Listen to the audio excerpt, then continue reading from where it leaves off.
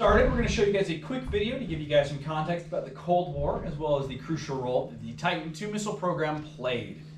It's also going to give you guys some safety tips, so that way those of you who are gifted to be over 6 feet tall don't hit your heads on some of those low overhangs down in the silo. So, without further ado, we're going to get this video started, and then I'll be right back.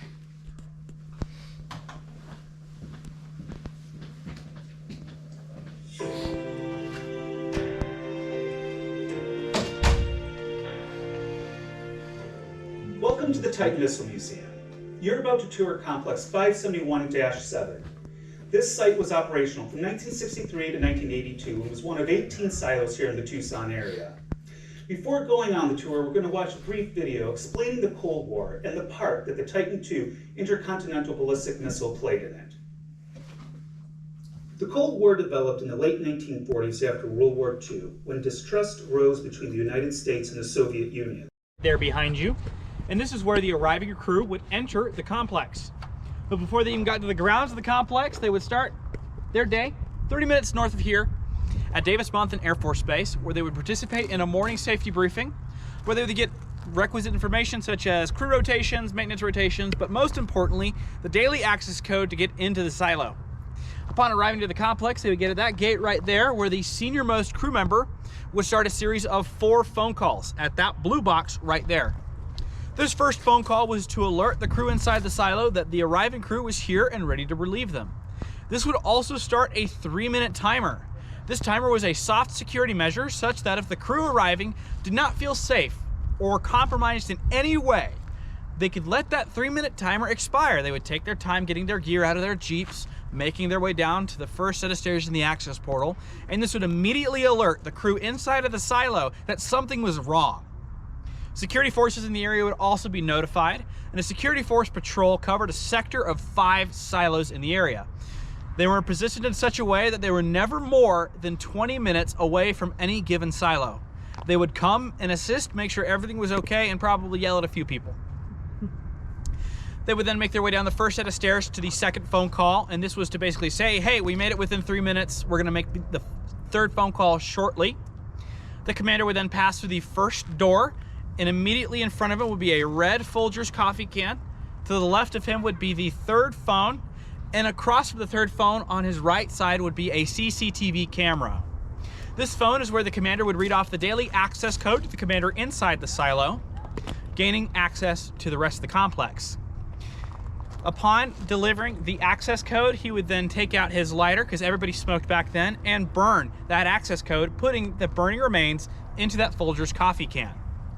The crew would then make their way down the rest of the access portal, down the second set of steps, all the way down to the bottom, where they would wait at that massive door where the fourth and final phone call would take place.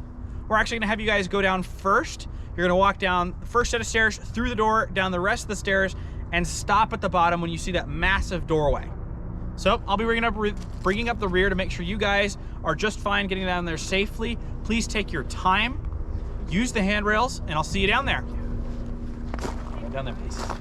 Will I be able to see them down there? Yes, so at about 11. I don't know.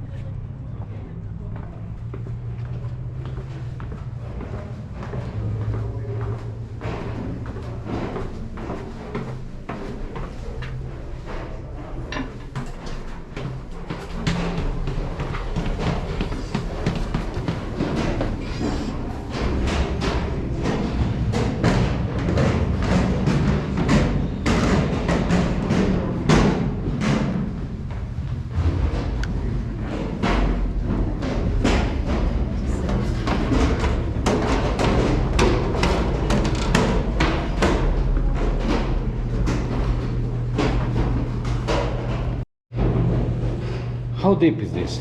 From the top to the bottom? I think this is around 50 feet. 50 feet. Not too deep. Not too deep. So this is the entrance for the people who was operating down there? Yes. Thank you. So they'd make their way down the stairs, and way at the bottom, which we'll talk about that.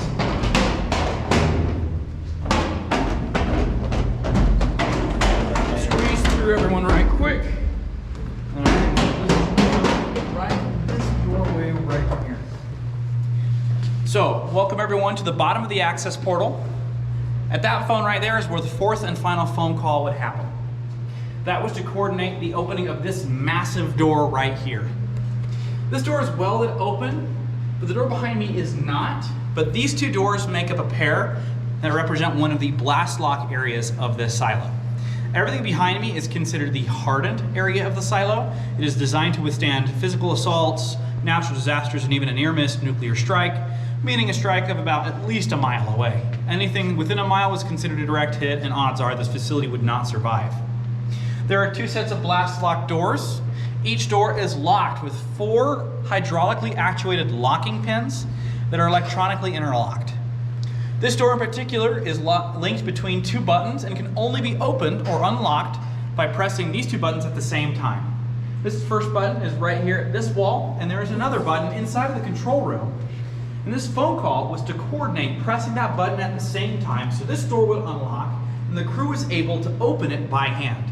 Can anybody give me a guess as to how much this door right here weighs? 10,000 pounds. A little bit less than 10,000 pounds. We're sitting about 6,000 pounds. Each door weighs 6,000 pounds, has to be opened by hand. We're gonna make our way into the control center. You guys are more than welcome to give that door behind me a tug as we make our way through.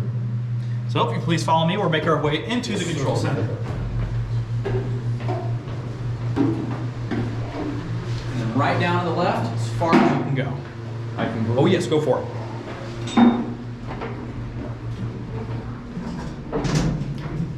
Mi smo sada u operacionom sistemu nuklearne rakete. Odavde se sve kontrolisalo i ispaljivala raketa.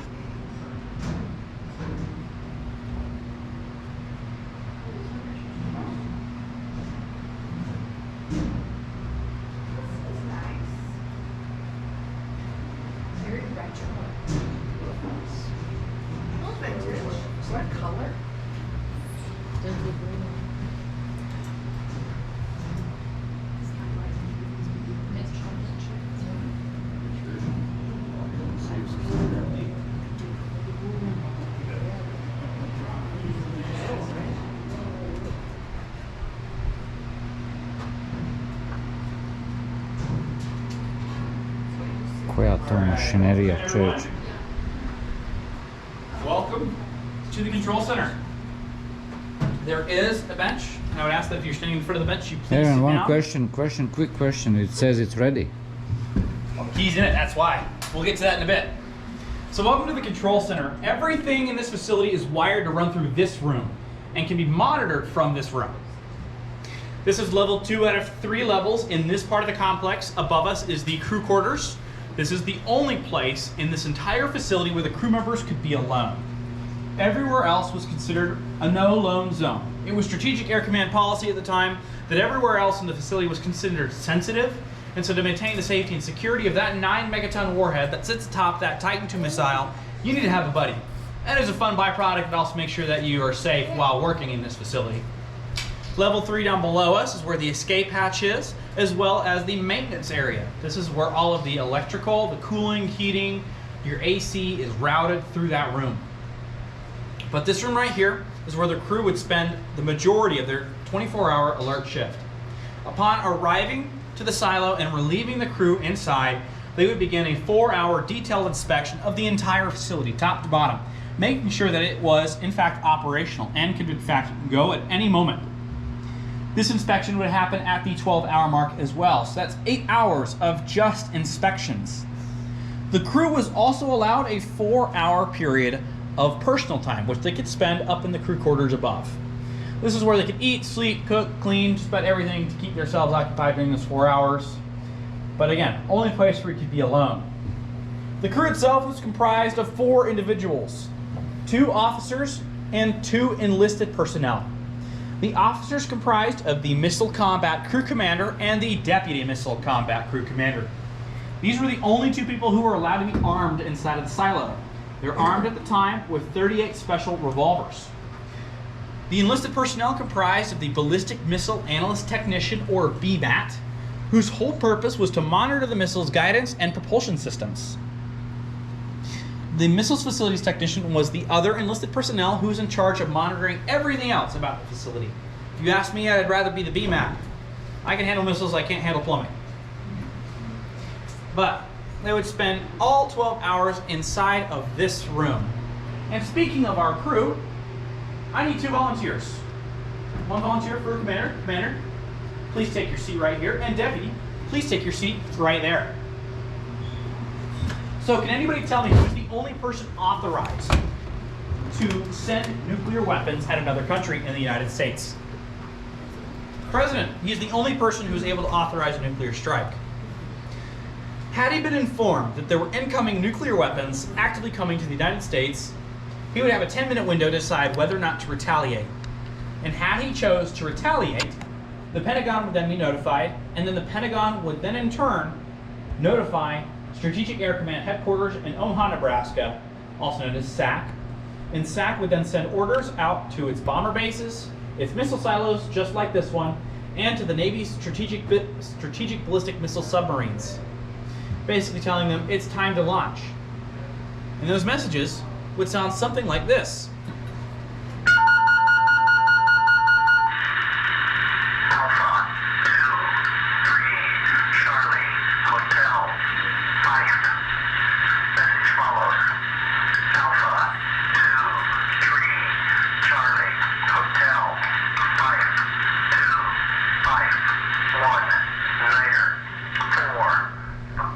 Now, did you get all that?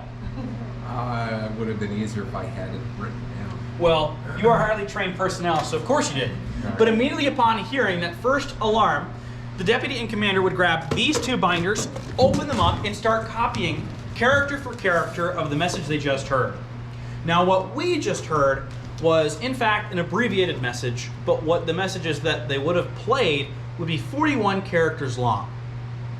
They would then, after finished copying the message down, they would swap binders, and the message would play a second time. They would have the opportunity to check each other's work and to verify they both wrote down the same thing.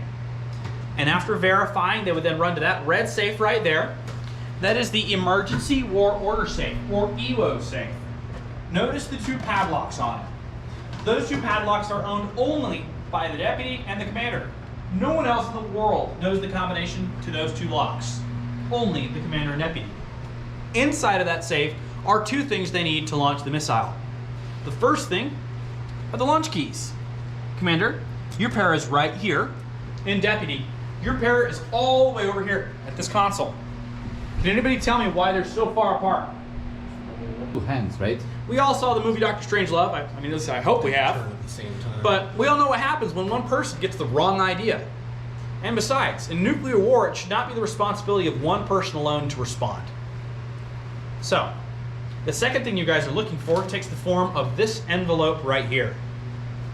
Notice the 2-digit alphanumeric code at the top of this envelope. I'm holding it right, yeah, perfect. This envelope is affectionately known as a cookie card. Inside of this envelope is a red slip of paper that looks something like this. This red slip of paper has 3 things the crew needs to decode the message. And they're looking for 3 pieces of information inside of that message. The first thing they're looking for is an authentication code to verify the message they just heard did in fact come from Strategic Air Command and not enemies of the United States. The second thing they're looking for is the butterfly valve unlock code. Inside of the missile are 4 butterfly valves. These are the only things keeping the missile's propellants, the liquid fuel and oxidizer, Arizone 50, and dinitrogen tetroxide from mixing. Because when they mix, they undergo a hypergolic reaction, meaning they spontaneously combust. And we do not want that happening unless we're launching this missile. So to prevent even the idea of opening them, you need to unlock them first. And they are only unlocked with a 6-digit code. And Commander, when you have decoded that code, you would read it out to the VMAT, who would be standing where I am, who would then input the 6-digit code, read it back aloud to the commander, and once being told it was correct, would press this button right here, and they would not know if that code was valid until later in the launch sequence, but assuming it was, they would get one final piece of information: time of launch, whether that was immediate or whether that was in the future. Notice this clock right here. This clock above the deputy's console is in Zulu time, also known as Greenwich Mean Time or Universal Time. Every U.S. military installation has at least 1 clock in Zulu time. That way, they don't need to fuss about time zones or daylight savings times, things that we gripe and moan over, to keep everybody on the same time. So when we're launching, you're not launching an hour or 2 hours apart from each other, but we're launching at the same time. So, we've just decoded the message. We've authenticated it came from SAC. We have unlocked the butterfly valves, presumably, and we know when we're launching, immediately. There's one final piece of information we'd like to know before we launch this missile, and can anybody give me a guess as to what that might be? Designated target. Target. Now, Commander, on your console there are 3 lights, 3 targets. Which one's illuminated? None of them. Right here. Target 2. Oh, I was looking up here. I'm sorry. Target 2. Target 2. Can anybody give me a guess as to where Target 2 is? Moscow. Moscow, probably. We don't know. As a matter of fact, that information is still classified to this day. Odds are we will never know what Target 2 is. And as far as we know, this facility was always pointed at Target 2. Inside of that EWO safe right there were punched tapes where they could reprogram the missile with other targets if needed. But again, this facility has always been pointed at Target 2. So, we have everything we need to launch this missile. But before we do, we're going to go over the launch sequence because it's going to happen very fast. So when you turn those keys, first light that comes on in the console is the launch enable light. That light means that the butterfly valve unlock code that was provided was correct. Second thing that comes on is the battery's activated light. Up until this point, the missile has been operating on facility power, but in order to make its journey, it needs to operate on its own power. And so to do so, it has 2 batteries on board. But up until this point, these 2 batteries have never held a charge, so to charge them, 2 bags of electrolytes are punctured that then spill into the 2 batteries, charging them. This process takes 28 seconds. This is the longest part of the launch sequence, and following that 28 seconds, the APS power light comes on. That means the missile is no longer on facility power, it has detached, and it is on its own power. Following that light, we'll see the silo soft light. Now up until this point, this facility has been considered hardened from nuclear attack, from natural disasters. But as soon as that silo door starts to open, that 760-ton door, this silo, at least the silo part of it, is considered soft. This is also accompanied by an alarm. You may have noticed those weird scoop-looking things up topside. Those are TPS-39 proximity alarms. They function very similarly between those little lasers in your garage door that if you trip them, the door's not going to close. Similarly here, if you walk between those 2 sensors, an alarm goes off down here. This alarm, when we're launching the missile, is a very good thing. That means that door is opening, because you can't launch out of a closed door or a half-open door or whatever. Following that light, we'll have the guidance go light. That means the missile has finished committing to memory where it is, where it's going, and how to get there. Following this, we then have the fire engines light. This is self-explanatory. The engines are on. Those butterfly valves have opened. The propellants have mixed, and there is a fire in the silo. This is also accompanied by a klaxon alarm, which is effectively the fire alarm for this building. And normally, that would be a very bad thing to be hearing. But in the context of launching this missile, it means everything's working to plan. And then finally, we have the liftoff light. That means the missile has reached 77% max thrust. The locking pins that hold the missile in place have detached, and the missile is leaving the silo. And at that point, your job is done. You have enough food and water to last you about 30 days down here, but your orders are, within 21 days, if you have not received further instructions from Strategic Air Command, you are to leave the silo through the escape hatch on level 3 and go to a predetermined rendezvous point, assuming you know how to get there, because hey, nuclear war just happened. Good luck. So, Commander, Deputy, do you feel confident to launch this missile? First thing you're going to do, you're going to stand. You're going to put your hands on the keys. Before you turn them, Commander, you're going to give us a countdown of something like 3, 2, 1, launch. You'll then turn the keys to the right, holding for about 2 to 3 seconds until that green light, the launch enable light, comes on. At that point, you're welcome to take your hands off the keys and your job is done. Right. So, Commander, the floor is yours. 3, 2, 1, launch.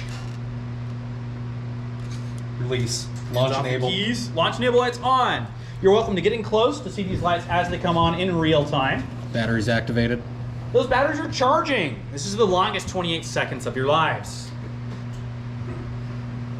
And mine, apparently.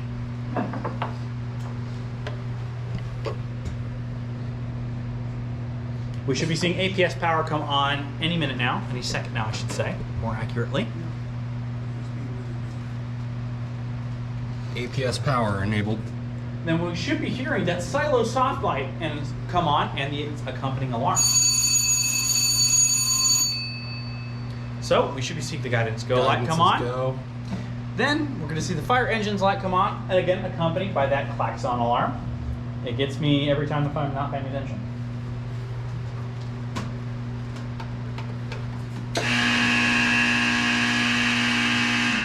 Should have liftoff.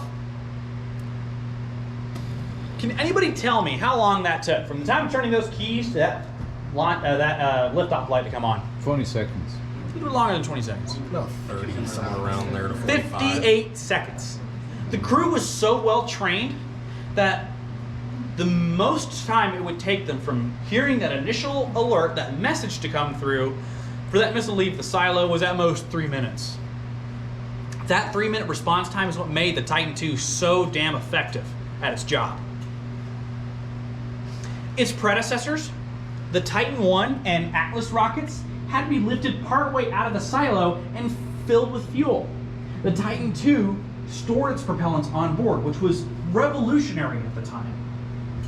Because they had to be filled out of the silos and then lowered back in and launched, the Titan Is and Atlases took about 30 minutes to respond. But you don't have 30 minutes to respond in a nuclear scenario. Usually by 30 minutes, it's over. That 3-minute response time is what made the Titan II so effective, so scary. And couple that with a 9 megaton warhead that would easily remove any city and its surrounding metropolitan area in an instant. The Titan II kept the peace. Now, a question. Did we feel anything in this room as that missile left the silo? No. Odds are neither would have the crew had they needed to launch. You may or may not have noticed, but when you walked into this room, you stepped over a 12-inch gap in the floor to get here. Notice the shock isolating springs that circle this room.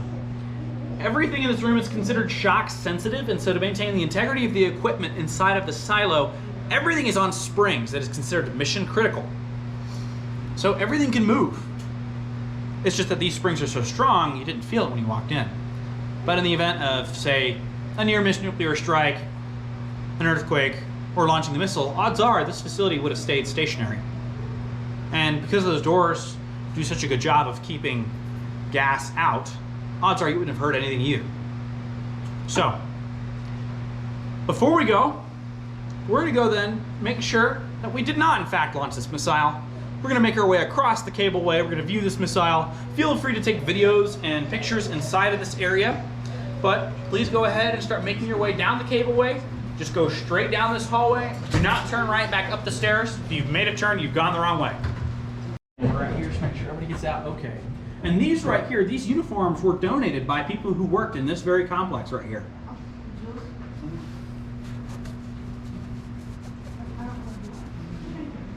And this is the original helmets? Oh yeah.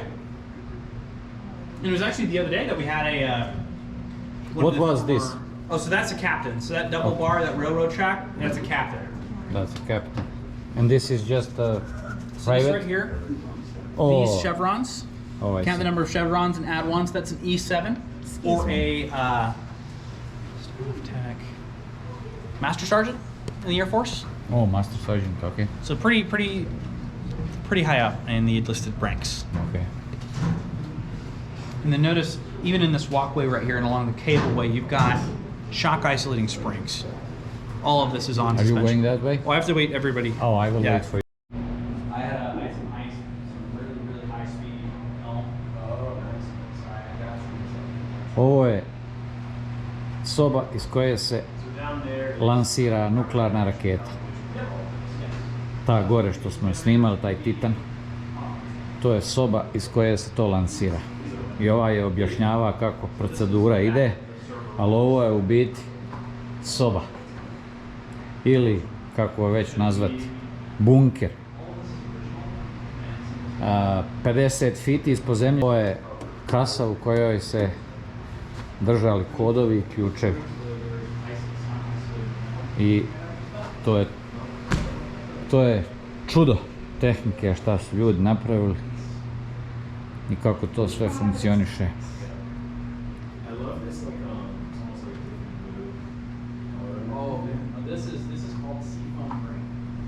To su bile stare Motorole za komunikaciju.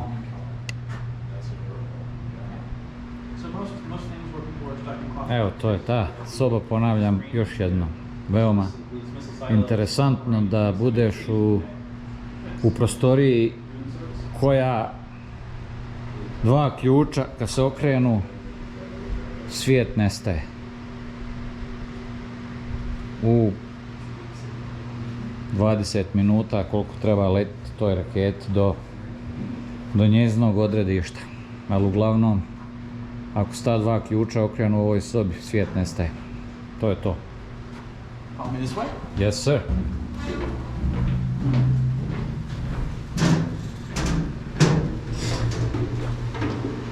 So that right there is for monitoring fumes. Yeah. So the fuel that this thing ran on was Arizone 50, and the oxidizer it contained was nitrogen tetroxide, both of which were incredibly toxic. They caught things on fire, and many things catch on fire. And the vapors themselves could kill you. Ovo su opruge i federi koji drže sve u slučaju eksplozija, da se ovdje ništa ne mere pomjeriti, ili u slučaju potresa da se ne bi šta aktiviralo. Tako da su to sve unutra ove opruge koje kontrolišu da se ne bi šta raspalo ovdje.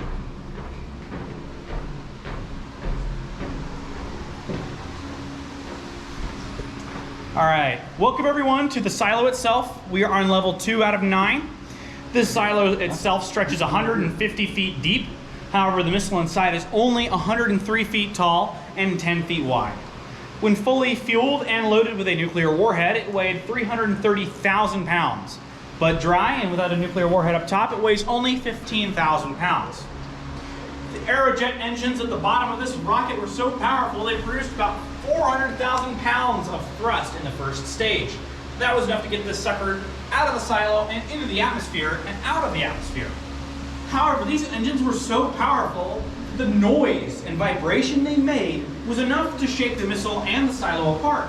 So to fix this, at level 9, all the way down at the bottom, they pumped in about 7,200 gallons of water, so that when those exhaust gases came into contact with that water, it flashbulbed into steam, and that steam was able to muffle the noise and vibrations just enough to get this missile out of the silo without destroying itself. Like I said, this missile is designed to leave the atmosphere and re-enter, giving it a maximum range of around 6,300 miles and a maximum time to target of, at most, 30 minutes. This is not the original missile that lived in the silo. This is a training missile that lived at Shepherd Air Force Base in Wichita Falls, Texas. It never held any fuel nor a nuclear warhead. And for those two reasons, it is safe for museum display. A total of 141 Titan IIs were ever built, 32 of which were fired for research and development purposes, 49 of which were fired for operational training, and 54 stood in active alert carrying nuclear warheads in silos just like this one. The missileers who worked here knew that if these missiles left their silos, it meant the end of the world, and fortunately they never had to leave. Had we launched these missiles, however, they would have we would have launched all 54 of them, because the Air Force knew that there was some degree of technical failure. As well, they also knew that on their way down, there was a huge chance that some of them would be intercepted. So, to maintain destruction, to ensure mutually assured destruction, they launched all 54 to saturate the target with weapons. When these were decommissioned in the 80s, NASA ended up commandeering about 14 of them, and from the span of 1988 to 2003, they used them to launch weather and communication satellite and putting them in orbit around Earth. In the 80s, with the advent of the Strategic Arms Limitation Treaty, or the SALT talks, we agreed, along with the Soviet Union, to begin deproliferation aka paring down our nuclear stockpile, and that also meant decommissioning the Titan II program. However, we knew that we wanted to keep a facility open with a missile inside of it so that people could see the very thing that kept the world safe from nuclear war for over 20 years. Initially, the Soviet Union declined, but through vigorous international negotiation, we ended up agreeing. However, with some caveats. Two of those caveats you can see up above. The first of which is that the silo door, that 760-ton reinforced door, is cemented halfway open. That way you can't launch the missile out of it. And the second thing, as you're looking down top side into the silo, you may notice a rectangular cutout in the nose cone or re-entry vehicle. That cutout is so that Soviet satellites at the time could visually confirm that there was not a warhead inside and that we're not actively trying to recommission this facility. Thank you so much for coming today, for seeing a piece of global history. Thank you for seeing this missile and getting to experience a little bit of a day in the life of the missileers who worked in this facility for over 20 years. I'm going to turn you guys loose to go ahead, take photos, look around. We're going to be heading up in about 4 minutes. If you have any questions, you're more than welcome to come up and ask me. But once we make our way back up topside, the rest of the tour is self-guided. You're welcome to walk around, take photos, videos. But if you want to ask me more questions, I'll be inside the gift shop. Thank you so much. Thank you for coming. Can we just have Please follow me. We'll make our way back up topside. Thank you so much for coming, everyone.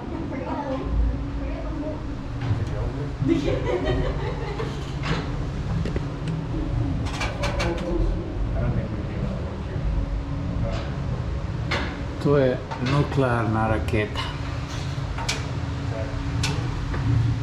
u silosu.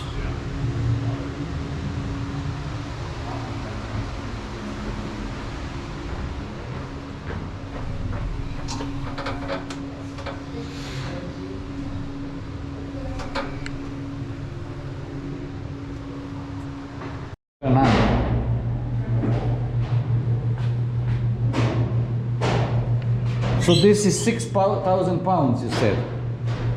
So that's going fairly easy. Yeah. It's not really heavy to move. No, I mean, it's just the way the door was designed. I mean, if you look, you can see the tool marks from where they used a fly cutter to machine these edges. Yeah. So. Yeah, milling machine, huh? Oh yes. But a huge gantry setup. But look at this. So what is this? Probably stainless steel? Stainless steel, concrete. If you. So wait a minute, concrete is inside. Yes. So stainless steel is plates around the concrete. Yep. So is it concrete reinforced? It's reinforced concrete. So a lot of this facility was built with a bunch of rebar in it, and that actually has a funny effect of dissipating electromagnetic pulses. So it was a fun byproduct so that when we discovered that nuclear weapons create electromagnetic pulses, the rebar that was used in the construction actually isolates this area, and most of that silo complex has a steel shell inside of it to protect it from the electromagnetic pulse, so that nothing is disabled when a nuclear weapon goes off in the vicinity. So can you imagine how much money is this? I think the number was It's billions and millions. billions. Millions at the time. It was like 19 million? Yeah, but now it's billions. Oh, billions nowadays. Yeah. Nowadays it's billions. Yeah. And for what? For nothing. For nothing to happen. All right, welcome back topside, everyone. Everything is self-guided. If you have any more questions, I'll be inside. Take your time. Thank you. That was a very good tour.